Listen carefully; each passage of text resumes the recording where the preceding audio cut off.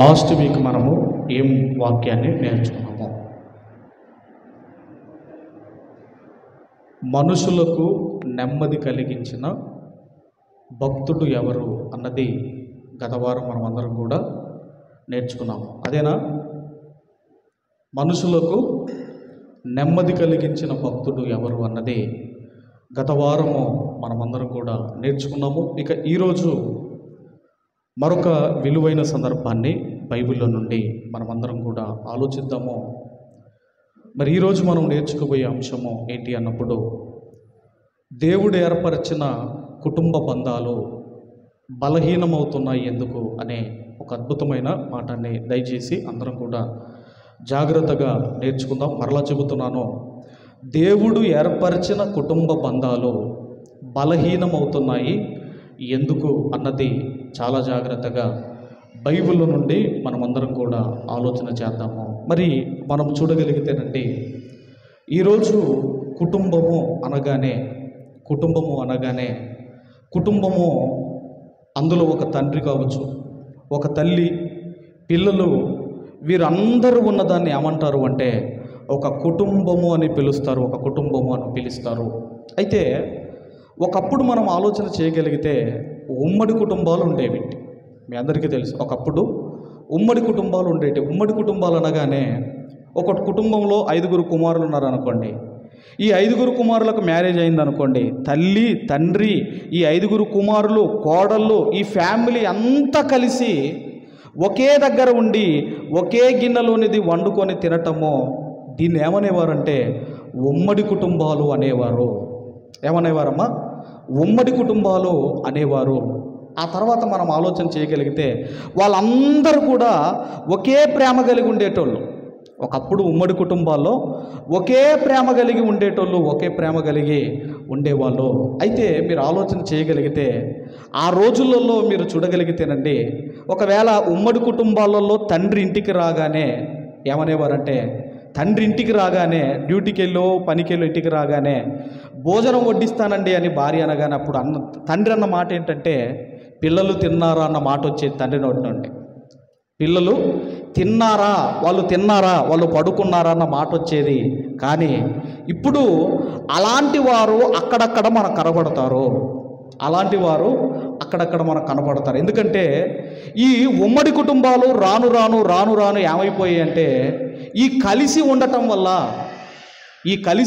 వల్ల ఈ బాధలు, ఈ చింతలు ఎక్కువవుతున్నాయని ఈ ఉమ్మడి కుటుంబాల్లో నుండి ఏమైపోయాయి అంటే, ఏమని స్లోగన్ బయటకు వచ్చిందంటే, చిన్న కుటుంబము చింతలేని కుటుంబము అన్న స్లోగన్ బయటకు వచ్చింది. ఏం బయటకు వచ్చిందమ్మా? చిన్న కుటుంబము చింతలేని కుటుంబము. ఉమ్మడి కుటుంబాలుగా ఉన్న వీళ్ళు ఏమనుకున్నారంటే, ఈ ఉమ్మడి కుటుంబాల్లో సమస్యలు, ఈ ఉమ్మడి కుటుంబాల్లో చింతలు ఎక్కువ ఉన్నాయని బయటకు వచ్చి, ఇక నేను, నా భార్య, నా పిల్లలు చిన్న కుటుంబము చింతలేని కుటుంబము అన్న స్లోగన్తో ఏమైపోయారంటే బయటకు వచ్చారో మీరు ఆలోచన చేయగలిగితే, ఈరోజు చిన్న కుటుంబాల్లో చింతలు లేవా? మీరు ఆలోచించండి. ఉమ్మడి కుటుంబాల్లో చింతలు ఉన్నాయి, అలాగే చిన్న కుటుంబాల్లో కూడా చింతలు ఉన్నాయి. ఇక రాను ఏమైపోయిందంటే, మనిషి ఎందుకో కలిసి ఉండలేకపోతున్నాడు. ఈ బంధం ఏమైపోతుందంటే, ఈ వివాహ బంధము, ఈ కుటుంబ వ్యవస్థ ఏమైపోతుందంటే రాను ఎందుకో బంధాలు బంధకాలుగా మారిపోతున్నాయి. ఇక ఏ డిసిషన్కి వస్తున్నారు అంటే, ఎంత స్పీడ్గా మ్యారేజ్ చేసుకుంటున్నారో అంత స్పీడ్గా విడిపోతున్నారు, ఒంటరిగా ఉండడానికి ఇష్టపడుతున్నారు. ఒక లాయర్ చెబుతున్నాడంటే, మొన్ననే ఈ వీక్లో చూసిన న్యూస్ ఏంటంటే, లాయర్ చెబుతున్న మాట ఏంటంటే, ఎక్కువగానట మ్యారేజ్ అయిన నెలకే విడాకులకు వస్తున్నారట. ఇలా ఏప్రిల్లోనో మేలోనో మ్యారేజ్ చేసుకుంటారండి. ఒక నెల కాగానే ఈ విడాకులు తీసుకోవడానికి వస్తున్నారు. అప్పుడు ఈ లాయర్ అడుగుతున్నాడట, అసలు ఏంటి మీ ప్రాబ్లం, ఎందుకు తీసుకుంటున్నారు అని ఆ అబ్బాయిని అడిగితే ఏమంటున్నారట అంటే, ఇదివరకు అమ్మాయిలకు ఈ బాయ్ ఫ్రెండ్లు, ఈ మాటలు ముచ్చట్లు ఉంటాయి కదండి, ఇవన్నీ కూడా మ్యారేజ్ అయిన తర్వాత కూడా సెల్ ఫోన్కు మెసేజ్ రాగానే అది భర్త చూడటం, వీడెవడు, వీడి నీకు సంబంధం ఏంటి అని ఇలా ఏమైపోతున్నాయి అంటే ఏ మ్యారేజెస్ అయితే దేవుని దేవాలయాల్లో జరుగుతున్నాయో అవి ఏమైపోతున్నాయి అంటే ఒక నెలకే విడిపోతున్నాయి. ఇవి చాలా విడిపోతున్నాయి, చాలా జరుగుతున్నాయి. నెలకేనటండి. లాయర్ చెబుతున్నాడు, ఒక ఫేమస్ లాయర్ చెబుతున్నాడు. అంటే దేనికి ఇష్టపడుతున్నారు అన్నప్పుడు అండి, ఒకప్పుడు ఉమ్మడి కుటుంబాలు, ఆ తర్వాత చిన్న కుటుంబాలు, చింతలేని కుటుంబాలు అన్నారు. ఇప్పుడేమంటున్నారు అంటే ఒంటరిగా ఉంటే అది మంచిది అనుకుంటున్నారు. దానికి ఇంకా ఏమన్నారంటే ఓ పక్షులకు మ్యారేజీలు ఉన్నాయా, ఓ జంతువులకు మ్యారేజీలు ఉన్నాయా, నువ్వెందుకురా నాయన మ్యారేజ్ చేసుకొని నువ్వెందుకు బాధపడతావు అని వాటిని ఎగ్జాంపుల్గా చూపిస్తున్నారు. కానీ మీరు ఆలోచన చేయగలిగితే దేవుడు అన్నమాట ఏంటంటే నరుడు ఒంటరిగా ఉండుట మంచిది కాదన్నాడా? ఏమన్నాడమ్మా? నరుడు ఒంటరిగా ఉండుట మంచిది కాదు అని. ఇప్పుడేం చేస్తున్నారు అంటే ఈ ఒంటరిగా ఉంటే నేను వృద్ధాప్యంలోనికి వస్తాను, అప్పుడు నాకు ఆరోగ్యం బాగుండదు గనక నేనేం చేస్తానంటే ఎవరినైనా ఒకరిని దత్తత తీసుకుంటాను. ఇదిగో ఇలా బంధాలు ఏమైపోతున్నాయి అంటే బలహీనమైపోతున్నాయి. అలా కొంతమంది అయితే ఒకవేళ మ్యారేజ్ అయిందనుకోండి, మ్యారేజ్ అయిన తర్వాత వీళ్ళేమనుకుంటున్నారంటే దంపతులు పిల్లలకు అందాం అనుకోవటం లేదు, వాయిదా వేసుకుంటున్నారు. పిల్లలను వాయిదా ఇప్పుడొద్దు మనము తర్వాత కందాం అనుకుంటున్నారు. అంటే అది కూడా ఒక రకమైన మీరు ఆలోచన చేయగలిగితే స్వార్థము అన్నాడు దేవుడు. ఇప్పుడు ఒకవేళ మీరు వద్దనుకుంటున్నారు, మరి దేవుడే వద్దనుకుంటే పరిస్థితి ఏంటి? కాబట్టి ఇప్పుడు మనం చూడగలిగితేనండి దేవుడు ఏమంటున్నాడు అంటే వీళ్ళు కూడా ఏమనుకుంటున్నారు అంటే ఇప్పుడప్పుడే మనకు పిల్లలు వద్దని వీళ్ళు అనుకుంటుంటే, కొంతమంది భార్యలు ఏమనుకుంటున్నారు, పెళ్లి చేసుకోపోయే వాళ్ళు ఏమనుకుంటున్నారు అంటే ఒక ఫేమస్ హీరోయిన్ అండి, ఆ పేరెందుకు కానీ ఒక ఫేమస్ హీరోయిన్ ఏమని చెబుతుందంటే, ఆమె ఏమంటుందంటే ఇదిగో నేను పిల్లలను కనను, నేను ఎలా కంటానంటే పిల్లలను ఇదిగో ఒక గర్భమును నేను అద్దెకు తీసుకుంటాను. దాన్ని ఏమంటారంటే సరోగసి పద్ధతి అంటారు. దాన్ని ఏమంటారండి? సరోగసి పద్ధతి. ఒక ఇల్లును అద్దెకు తీసుకోవచ్చు, ఒక ఆటోను అద్దెకు తీసుకోవచ్చు, ఒక కారును అద్దెకు తీసుకోవచ్చు, కానీ నేను గర్భమును నేను అద్దెకు తీసుకుంటాను, నేను మాత్రం పిల్లలు కనను అని ఆ గర్భమును నేను అద్దెకు తీసుకొని నేను ఇస్తాను. అవసరమైతే ఓ 25 లక్షలు 35 లక్షలు నేను పడేసి నేను బిడ్డను కంటాను. ఆ విధంగా నేను బిడ్డను కంటాను, కానీ నేను మాత్రము పిల్లలు కనను అని ఇదొక పద్ధతి. అయితే మరొక కొత్త హీరోయిన్ ఏమంటుందంటే దీని ఏమన్నారంటే ఎగ్ ఫ్రీజింగ్ పద్ధతి. ఏం పద్ధతి అండి? ఎగ్ ఫ్రీజింగ్ పద్ధతి అంటే పిండాన్ని భద్రపరచటం అన్నమాట. ఇదేం పద్ధతి అంటే పిండాన్ని భద్రపరచటము. ఐవీఎఫ్ పద్ధతి ద్వారా ఎప్పుడైనా నేను పిల్లల్ని కనవచ్చు అని ఆమె ఏమంటుందంటే నేను పెళ్లి కాగానే మ్యారేజ్ చేసుకోను, నా యొక్క అండాన్ని నేను భద్రం చేసుకుంటాను. దీన్నే ఏమన్నారు అంటే ఎగ్ ఫ్రీజింగ్ పద్ధతి. తర్వాత నేను పిల్లలు కంటాను, ఇప్పుడే నేను కనను, అమ్మతనాన్ని నేను వాయిదా వేసుకుంటాను. ఇవన్నీ మనం చెప్పుకుంటూ వెళితే దేవుడు ఏర్పరిచిన బంధాలు బలహీనమవుతున్నాయి. దానికి కారణం ఏమిటి, దాని వెనకాల ఉన్న రీజన్ ఏమిటి అన్నది జాగ్రత్తగా మనం అందరం కూడా విందాము. ఎందుకు బలహీనమవుతున్నాయి? దేవుడు ఏర్పరిచిన కుటుంబాలే కదా, దేవుడు ఏర్పరిచిన బంధాలే కదా. ఈ తాత కావచ్చు, పెద్దనాన్న కావచ్చు, తల్లి కావచ్చు, ఈ బంధాలు ఏవైతే ఉన్నాయో ఎందుకు బలహీనమవుతున్నాయి? దాని వెనకాల కారణం ఏంటి? అసలు ఎక్కడ తప్పు జరుగుతుంది అన్నది మనం ఆలోచన చేయగలిగితే, ముందుగా అందరూ కూడా దయచేసి ఎఫెసీయులకు రాసిన పత్రిక, అపోస్తలుడైన పౌలు గారు ఎఫెసీయులకు రాసిన పత్రిక 3వ అధ్యాయము 14వ వచనాన్ని మనమందరం కూడా చదువుకుందాం. 3:14 ఈ హేతువు చేత పరలోకమునందును భూమి మీదనో ఉన్న ప్రతి కుటుంబము ఏ తండ్రిని బట్టి కుటుంబమని పిలువబడుచున్నదో ఆ తండ్రి ఎదుట నేను మోకాళ్ళు ఊని అంటున్నాడు. ఇక్కడ చూడండి, ఇక్కడ మనం చూడగలిగితేనండి ఏమంటున్నాడు అంటే ఇక్కడ పరలోకమందును భూమి మీదను ఉన్న కుటుంబము అంటున్నాడు. అంటే పరలోకములో ఒక కుటుంబం ఉన్నది, ఈ భూమి మీద కూడా ఒక కుటుంబం ఉన్నది. పరలోకములో ఉన్న వారికి ఆయన తండ్రిగా ఉన్నాడు. ఈ భూమి మీద ఉన్న కుటుంబాలకు కూడా దేవుడితో ఉన్న బంధం ఏంటంటే ఆయన మనకు తండ్రి. అందుకే ఏ తండ్రిని బట్టి కుటుంబం అని పిలవబడుచున్నదో, అంటే దేవునికి మనకు మధ్య ఉన్న రిలేషన్షిప్ ఏంటయ్యా అంటే ఆయన నీ తండ్రి. అయితే ఈరోజు ఈ కుటుంబాలు దేవుని వలన ఏర్పడుతున్న కుటుంబాలు. మొదటి మానవుణ్ణి నేల మట్టితో నరుని నిర్మించి వాని నాసికారంధ్రములలో జీవవాయువును ఊదగానే నరుడు జీవాత్మ అయ్యాడు. అంటే మొదటి మానవుణ్ణి మట్టి బొమ్మను చేసి ఆ మట్టి బొమ్మలోకి తనలో ఉన్న జీవవాయువును ఊదగా నరుడు జీవాత్మ అయ్యాడు. ఇక రెండో పద్ధతి ఏంటన్నప్పుడు నరునికి గాఢ నిద్ర కలగజేసి అతని పక్కటెముక ఎక్కటకు తీసి ఆ పక్కటెముకలో నుండి ఒక స్త్రీనిగా నిర్మించాడు. ఎందుకు దేవుడు మరొక బొమ్మ చేయలేదా? ఎందుకు దేవుడు మరలా తనలో ఉన్న జీవాత్మను ప్రవేశింపబెట్టలేదా అంటే రెండో పద్ధతి చెబుతున్నాడు. ఎముకను తీశాడు, ఆ ఎముక ద్వారా ఏం చేశాడంటే స్త్రీనిగా దేవుడు నిర్మించాడు. తర్వాత మూడో పద్ధతి ఏంటి అన్నప్పుడండి ఆదాము అవ్వల కలయికల ద్వారా కయ్యూను పుట్టాడు. ఈరోజు మీరు ఆలోచన చేయగలిగితే తల్లిదండ్రులు అంటున్న మాట ఏంటంటే నేను పిల్లల్ని కంటున్నాను అంటున్నారు. ఏమంటున్నారు తల్లిదండ్రి? నేనురా మిమ్మల్ని కన్నది అంటున్నారు. ఒకవేళ మీరే పిల్లల్ని కంటున్నట్టయితే ఎవరు పుడతారో మీకు ఎందుకు తెలియదు? ఏ కలర్తో వాడు ఉంటాడో మీకు ఎందుకు తెలియదు? మీకు అంటే మీరు ఆలోచన చేయగలిగితే కన్నది మనమే, కానీ ఎవరి కోసం కంటున్నామో ఎందుకోసం కంటున్నామో దేవుడు చెబుతూ యెహెజ్కేలు గ్రంథము దయచేసి 16వ అధ్యాయము, యెహెజ్కేలు గ్రంథము 16వ అధ్యాయము 20వ వచనాన్ని దయచేసి చదువుకుందాం. 16వ అధ్యాయము 20వ వచనాన్ని దయచేసి చదువుకుందాం. దయచేసి 20వ వచనం చదవండి అమ్మా. మరియు నీవు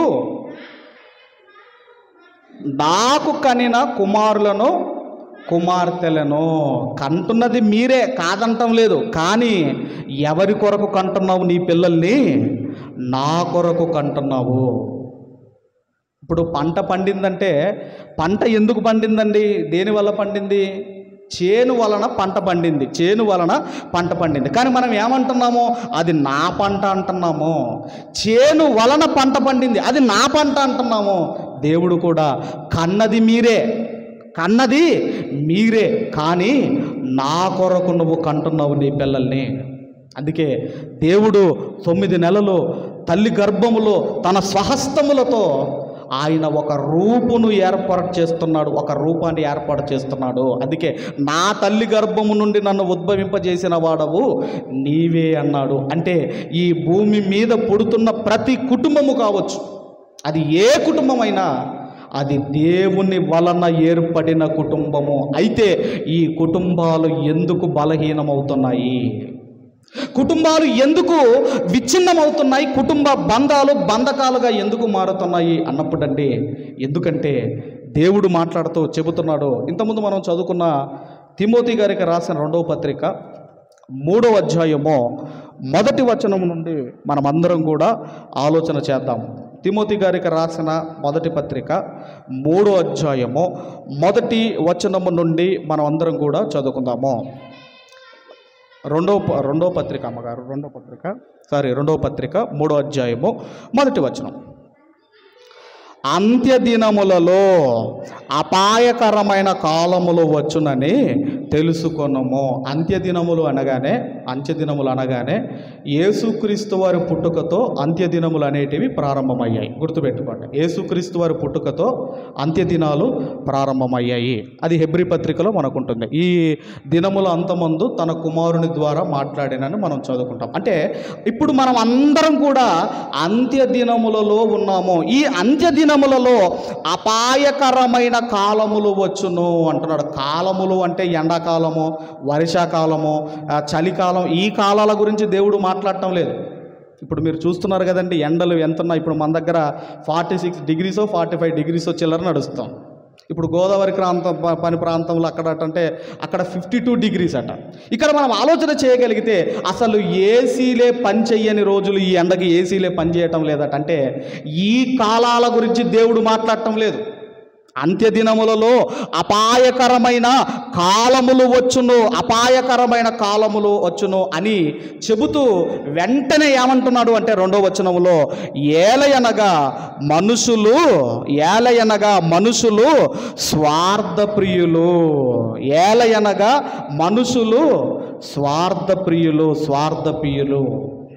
కాబట్టి మనం ఆలోచన చేయగలిగితేనండి, మనుషులు ఎలా మారిపోయారంటే స్వార్థప్రియులుగా మారిపోయారు.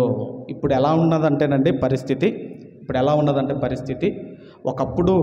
ఒకప్పుడు తల్లిదండ్రి పిల్లలను చూసుకున్నారు, వాళ్ళను ప్రయోజకులను చేశారు. వాడు మంచిగా సెటిల్ అయిన తర్వాత ఈరోజు తల్లిదండ్రులను చూసుకునే పరిస్థితి లేదు. అసలు ఉందంటారా? మీరు ఆలోచించండి. అంటే ఏమైపోతున్నారో రాను అమ్మ నాకు టైం ఉండటం లేదు, ఇక నీ కోడల గురించి నీకు తెలిసిందే కాబట్టి నువ్వు ఎక్కడుంటావంటే, ఇదిగో నువ్వు ఓల్డేజ్ హోమ్లోకి వెళ్ళి ఉండమ్మా, హాయిగా ఉండమ్మా, ఎందుకంటే నాకు టైం లేదు, నేను డ్యూటీలో బిజీ, మీ కోడల పరిస్థితి తెలిసిందే కాబట్టి నువ్వు ఎక్కడ ఉండాలంటే ఓల్డేజ్ హోమ్లో ఉండమ్మా, ఓల్డేజ్ హోమ్లో.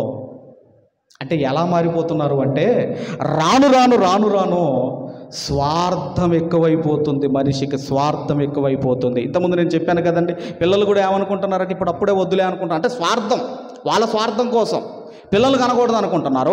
అలాగే తల్లిదండ్రి కూడా నాకు దగ్గరగా ఉండకూడదు, మాతో ఉండకూడదు, మా కుటుంబంలో ఉండకూడదు అని ఏమైపోతున్నారు? స్వార్థప్రియులుగా మారిపోతున్నారు. మంచి తల్లిదండ్రులు లేరని కాదండి. మీరు చూడగలిగితే తమిళనాడులో జరిగిన సంఘటన ఏంటంటే ఆమె మున్సిపాలిటీలో వర్క్ చేస్తుందట. మీరు వీడియో కూడా మనకు సోషల్ మీడియాలో వచ్చిందండి. మున్సిపాలిటీలో వర్క్ చేస్తుందట. అబ్బాయికి 40,000 ఫీజు కట్టాలి, అబ్బాయికి 40,000 ఫీజు కట్టాలి. ఇప్పుడు ఫీజు కట్టలేకపోతుంది. ఏమనుకుందంటే, ఎవరో మాట్లాడుకుంటే విన్నదంట, యాక్సిడెంట్ అయితే ఇన్సూరెన్స్ డబ్బులు వస్తాయని విన్నదట. ఏం చేసిందంటేనండి, లారీ వస్తుంటే ఎదురుగా వెళ్ళిపోయిందా. ఆ మధ్యకాలంలో వీడియో కూడా వచ్చింది. లారీ వస్తుంటే లారీకి ఎదురుగా వెళ్ళిపోయింది. ఎందుకంటే నా కొడుకు చదువుకోవాలి, వాడి ఫీజు కట్టాలి, వాడి చదువు ఆకూడదు. అంటే ఎక్కడో ఇలాంటి తల్లులు ఉన్నారు. కానీ ఇంత కష్టపడి పిల్లలు పోషించి ఒక ప్రయోజకులుగా పిల్లలు తల్లిదండ్రులు చేస్తే ఏమైపోతున్నారు అంటే స్వార్థప్రియులు. నాకు వద్దు, తల్లి నా దగ్గర వద్దు, తండ్రి నా దగ్గర వద్దు, నేను తల్లిని చూడను. ఇక కొత్త కోడలు చేసుకున్నారు అనుకోండి, ఏమంటుందంటే నేను నిన్ను చేసుకున్నానా వాళ్ళని చేసుకున్నాను, నీకు సేవ చేయాలా వాళ్ళకి చేయాలి అనేవాళ్ళు లేకపోలేదు, ఉన్నారు, అలాంటి వాళ్ళు కూడా ఉన్నారు. నేను చేసుకున్నది నిన్ను, నేను వాళ్ళకు సేవ చెయ్యను, నేను నీకేదైనా చేయమంటా చేస్తాను, వాళ్ళని నేను చేసుకోలేదు. కాబట్టి పుట్టినప్పటి నుండి మ్యారేజ్ అయిపోయేంత వరకు తల్లిదండ్రులు కావాలి, మ్యారేజ్ అయిపోయిన తర్వాత తల్లిదండ్రులు అవసరం లేదు. అందుకే స్వార్థప్రియులుగా మారుతున్నారు. అంచె దినాల్లో బ్రతుకుతున్నాం మనం అందరం కూడా, అంచె దినాల్లో మనం బ్రతుకుతున్నాము. స్వార్థప్రియులు.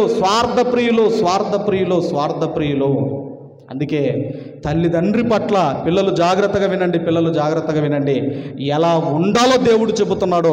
ఒకసారి మీరు అందరూ కూడా మరి సామెతల గ్రంథం ఒకసారి చూడగలిగితే, సామెతల గ్రంథము 23వ అధ్యాయము, సామెతల గ్రంథము 23వ అధ్యాయము 22వ వచనాన్ని మనమందరం కూడా చదువుకుందాం.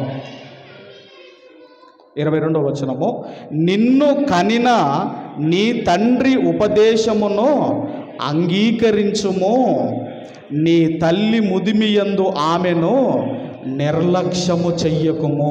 నీ తల్లి ముదిమియందు ఆమెను నిర్లక్ష్యము చెయ్యకుము. అందుకేనండి, పుట్టినప్పటి నుంచి వాడు ఒక పెద్ద స్టేజ్ వచ్చే వరకు తల్లి కావాలి. మరి ఎందుకో తల్లి వృద్ధాప్యములోనికి రాగానే తల్లి అవసరము లేదు, ఈరోజు తల్లి అవసరం లేదు. అందుకే అంటున్నాడు, నీ తల్లి ముదిమియందు ఆమెను నిర్లక్ష్యము చెయ్యకుము. వారికి చేదోడు వాదోడుగా ఉండు, వారికి సహాయము చెయ్యి, వారి అవసరాలు తీర్చు. యేసుక్రీస్తు వారు సిలువలో వేలాడుతున్నాడు కదండి, అప్పటికి ఆయనకు 33.5 సంవత్సరాలు. అప్పటికి మరియమ్మ గారికి ఎంత ఉండాలి వయసు మీరు ఆలోచించండి. ఒక 50 ఒక 55 అనుకుందాం. ఒక 50 అంటే ఓల్డ్ ఏజ్లో ఉంది. ఈ ఓల్డ్ ఏజ్లో ఉన్న తల్లి గురించి ఇక కొన్ని క్షణాల్లో చనిపోయే యేసుక్రీస్తు వారు ఆలోచిస్తున్నాడు. నేను చనిపోతున్నాను, నా తల్లి పరిస్థితి ఏంటి, నా తల్లిని ఎవరు చూసుకుంటారు, నా తల్లి పట్ల నేను బాధ్యతగా ఉండాలి అని దగ్గరే ప్రియమైన ఉన్న శిష్యుడు యోహాను పిలిచి అంటున్నాడు, యోహాను ఇదిగో నీ తల్లి, అమ్మా ఇదిగో నీ కుమారుడు. ఆ టైములోన, ఆ చనిపోయే టైములోన. అవును. అందుకే వృద్ధాప్యం కొంతమంది మన మందిరంలో కూడా తల్లులను ప్రేమించేవాళ్ళు, తండ్రులను ప్రేమించేవారు ఉన్నారు. వారికి అందరికీ హ్యాట్స్ ఆఫ్. ఎందుకంటే మీరు ఖచ్చితంగా దీర్ఘాయుష్మంతులు అవుతారు. ఖచ్చితంగా మీరు దీర్ఘాయుష్మంతులు అవుతారు. అందుకే అంటున్నాడు, నీ తల్లి ముదిమియందు ఆమెను నిర్లక్ష్యముగా ఉండకండి, మీరు నిర్లక్ష్యముగా ఉండకండి దయచేసి అని చెబుతూ 25వ వచనంలో కూడా ఆయన ఏమంటున్నాడో ఒక్కసారి మీరు చూడగలిగితే, నీ తల్లిదండ్రులను నీవు సంతోష పెట్టవలెను, నిన్ను కనిన తల్లిని ఆనందపరచవలెను.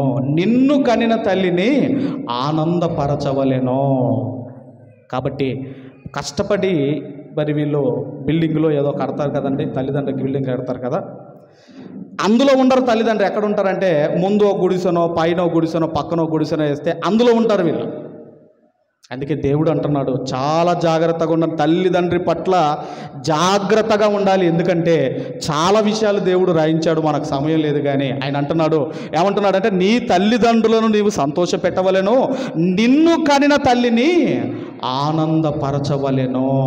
ఆనందపరచవలెను. ఇంకా ఏమంటున్నాడంటే ఒకవేళ తల్లిదండ్రిని ఏడిపించారనుకోండి, దానికి కూడా దేవుడు చెబుతూ 20వ అధ్యాయం 20వ వచనంలో ఏమంటున్నాడో చూడండి.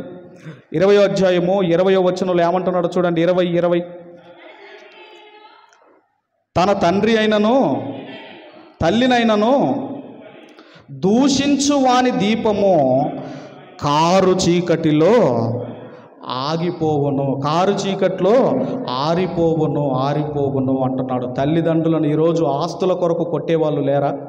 తల్లిదండ్రులను ఆస్తుల కొరకు చంపేవాళ్ళు లేరా? అలాంటి వాడి బ్రతుకు ఏమవుతుందో చెబుతున్నాడు. వాడు ఏ రోజు పోతాడో తెలియదు. అది శాపం అంటున్నాడు. అందుకే తెచ్చుకునేటప్పుడు మంచి కోడలను తెచ్చుకోవాలండి, తెచ్చుకునేటప్పుడు మంచి అల్లుని తెచ్చుకోవాలి మనము. ఎందుకంటే ఏమైపోయిందంటే ఈ మధ్యకాలంలో ఏం చెబుతున్నారంటే అసలు చూపించవలసింది అబ్బాయి అమ్మాయి జాతకాలు కాదట. ఎవరి జాతకాలు చెప్పండి అమ్మ, ఎవరి జాతకాలు చూపించాలో తెలుసా? కోడల జాతకం, అత్త జాతకం ఇద్దరు చూపించాలట. ముందు వీళ్ళిద్దరు సెట్ అయితే ఇక అంత సెట్ అయినట్టేనట. అందుకే అబ్బాయిది అమ్మాయిది ఎందుకురా చూపిస్తున్నారు మీరు? అత్తది కోడలు చూపించి వాళ్ళిద్దరిది బాగా కలిస్తే ఇక అంత ఫ్యామిలీ అంత బాగున్నట్టేనట. అర్థమైందా? కాబట్టి దేవుడు అంటున్నాడు, తల్లిదండ్రి వాడిని దూషించిన వాని దీపము కారు చీకట్లో ఆరిపోవును. అంటే దేవుడు శాపం, అది ఎప్పుడు వాడు పోతాడో తెలియదు. జాగ్రత్త. ఇంకా చూడగలిగితేనండి, ఇంకా ఏమంటున్నాడు 19వ అధ్యాయం కూడా మీరు చూడగలిగితే 19:26 కూడా ఒకసారి చదువుకుందాం. 19వ అధ్యాయం సామెతల గ్రంథం 19వ అధ్యాయం 26వ వచనం చూడండమ్మా. తండ్రికి కీడు చేసి తల్లిని తరిమివేయువాడు అవమానమును అపకీర్తిని కలగజేయువాడు.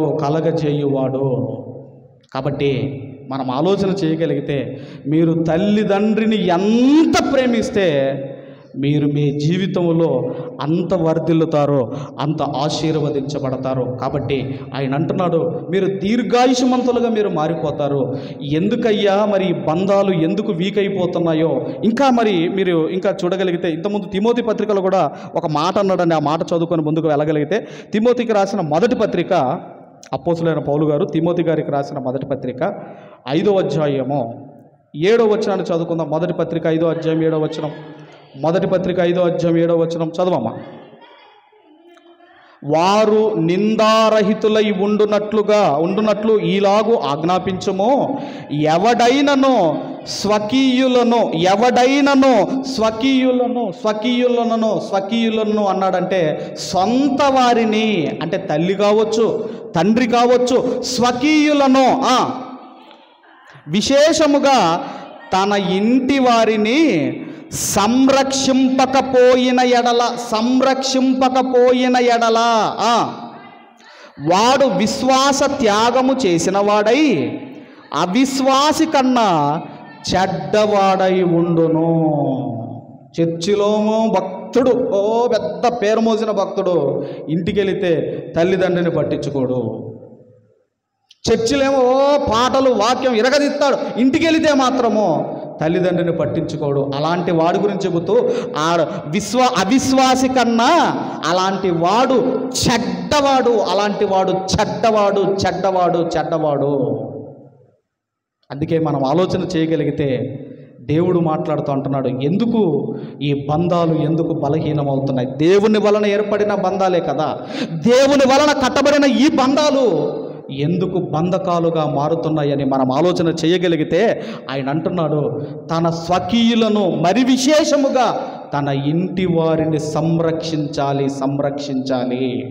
అందుకేనండి మ్యారేజ్ చేసుకునేటప్పుడు అబ్రహాం గారు ఏమన్నారు అంటే, నా స్వజనుల దగ్గరికి వెళ్ళి ఎలియాజర్ అని ఆ పెద్ద దాసుని పిలిచి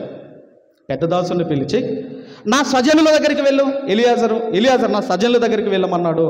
ఎందుకు స్వజనుల దగ్గరికి వెళ్ళమన్నాడు అని మనం ఆలోచన చేయగలిగితే ఈయన కూడా ఒక ప్రార్థన చేసుకున్నాడు. ఏమనుకున్నాడు అంటే, ఎవరైతే మాకు అమ్మాయిని చూడడానికి వెళ్తున్నామో మాకు ఎవరైతే మా ఒంటెలకు నీళ్లు చేదిపోస్తుందో, ఇదిగో ఆమె మా కోడలు అనుకొని వెళ్ళిపోయిన తర్వాత అండి అక్కడికి ఎవరు వచ్చారంటే రిబుకమ్మ వచ్చింది. అక్కడికి ఎవరు వచ్చారమ్మా?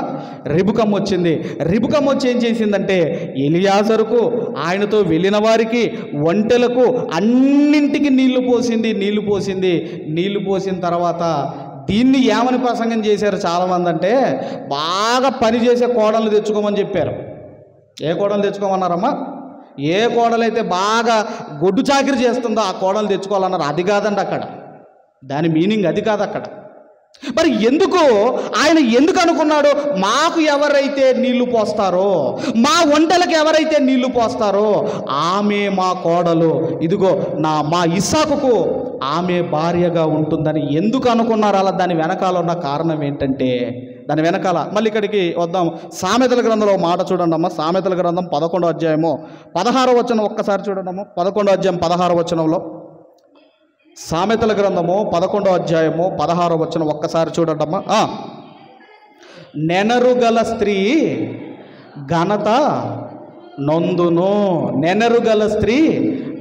నొందును. నెనరు అంటేనండి దానికి మీనింగ్ ఏంటంటే కనికరము కలిగిన స్త్రీ. నెనరు గల స్త్రీ అంటే కనికరము కలిగిన స్త్రీ అంటే ఏమంటున్నాడు అంటే, కనికరము కలిగిన స్త్రీ తెచ్చుకోండి, అలాగే ఓర్పు కలిగిన స్త్రీని తెచ్చుకోండి.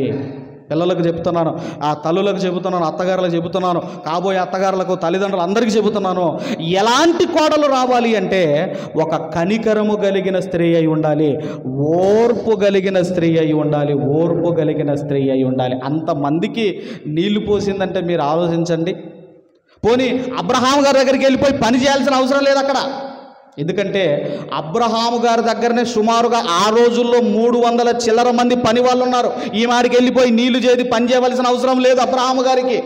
కానీ ఆమెకి ఏముండాలి అంటే కనికరం ఉండాలి, ఆమెకు ఓర్పు ఉండాలి. అది చూశారు. ఎలియాజర్ ఏం చూశాడంటే ఓర్పు చూశాడు, కనికరము చూశాడు. అందుకేనండి రిబుకాను ఇస్సాకు దగ్గరికి తీసుకొని వచ్చాడు.